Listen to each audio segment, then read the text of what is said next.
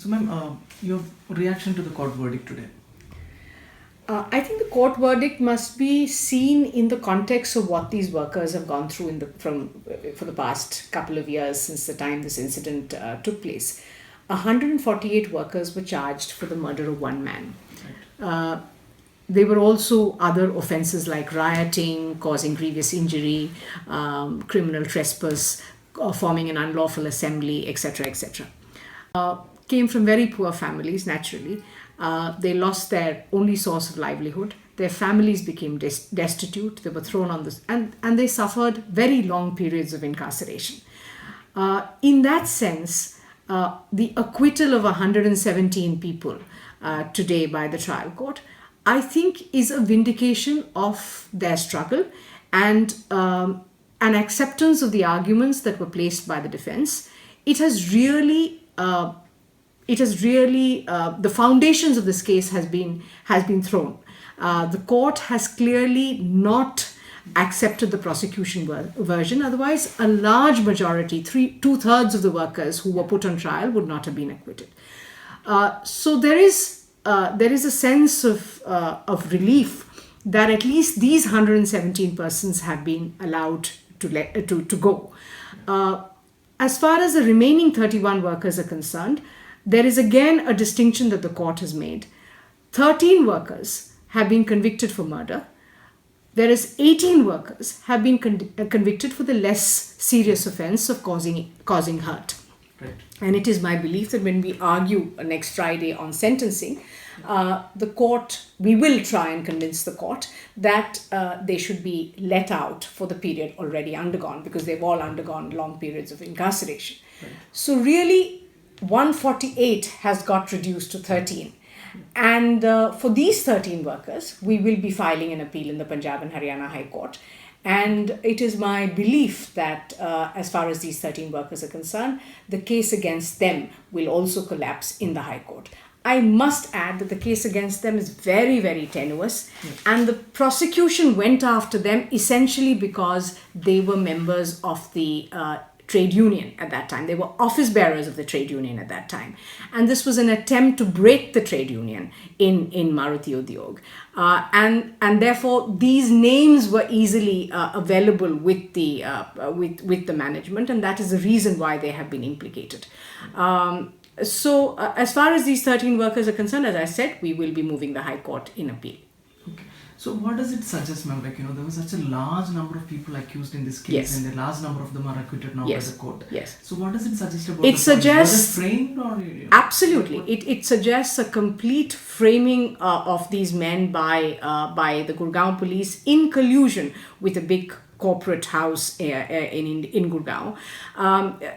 There is no other explanation to this incident, and the workers have consistently pleaded that they have been framed in this case. The evidence against them was absolutely tenuous. There was no credible evidence against them, and that is the reason why 117 have been acquitted. The fact that it has taken this long for this acquittal to come, and the fact that so many of them had to struggle even to get bail, is suggestive of the kind of pressure and the prejudice that was there in public space against these workers, entirely built up by the narrative put forward by the factory as well as the Gurgaon police. Because these workers were poor, because they were not represented, it was easy to condemn them without a trial. And today, at the end of a trial, you see a court acquitting the large chunk of workers who were put on trial. Yeah. So you said you will be challenging it in the next step for those 13 Yes. who were convicted. Yes. So, but there is someone was killed there, and also Yes. the incident happened. So Yes. who should be held responsible for this? Right. You're saying So, that not these workers, but the company, the government. Right. And So, we in a court of law, you go by evidence. And the evidence has to be produced by the prosecution. In this case, and I can say that as a statement of fact because I argued the final appeal, I was there present for the final arguments. There is no evidence which the prosecution was able to put forward to suggest who lit the fire. Mr. Avnish Dev, who was unfortunately killed in this incident, died of burn injuries and asphyxia. Now, you have to connect someone with the act of lighting the place on fire and the death of this person. The prosecution singularly failed to lead any evidence to show that any of these 13 workers were responsible for the incident. It is not the job of the accused workers to place evidence on record. The job of proving the case is that of the prosecution. Right. One of the key arguments put forward by the defense was that there was absolutely no material connecting any of these 13 workers, or for that matter anybody, with the incident of lighting the place on fire. And in the absence of that material, it was my case that you cannot convict them for murder. And that really will be an argument that we will take up in the Superior Court, apart from the fact that the prosecution was guilty of substituting the weapons of offense, which was a major argument in our case. To begin with, it was the prosecution's case that ordinary weapons like lathis and belchas and sariyas were used for purposes of causing injury. They subsequently substituted those weapons with door beams and shockers, which were readily available in the factory premises. So many such fabrications took place in the case, all of which was exposed during the trial and during final arguments. Okay. So do you think the police and the company and the government, they were also responsible for not being able to control such an incident? Well, controlling yes, of course.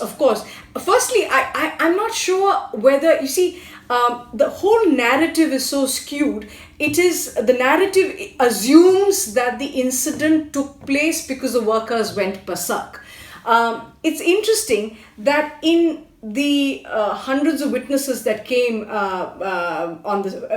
came to testify in this case, there was not a single worker who was cited as a prosecution witness. All the prosecution witnesses were members of the management, or they were police witnesses. Not a single worker, even workers who were not implicated in the case, but who were hanging around, who were there, who were doing their normal work. Not a single worker was made a prosecution witness in the case. I want to challenge this narrative that this incident of fire took place because the workers went berserk or they were responsible for the rioting. Actually, there is no such evidence, because there is evidence brought on record that the management had brought in bouncers, they had brought in their own security personnel. So there is no clarity as to who started the incident, who caused the fire, who lit the fire. There's absolutely no clarity on that.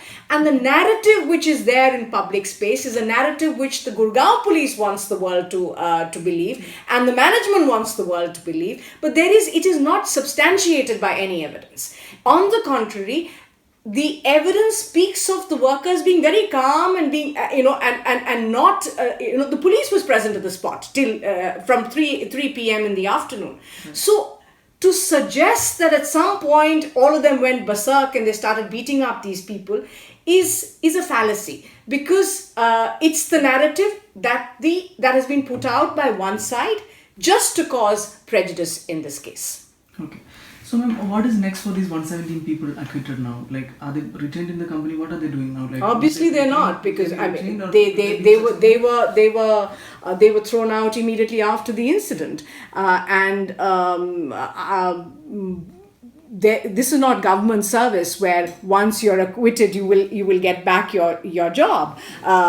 These are private companies, and they have their own ways of functioning. So in one stroke, you threw out 117 people who, at least as per today's verdict, had nothing to do with the incident.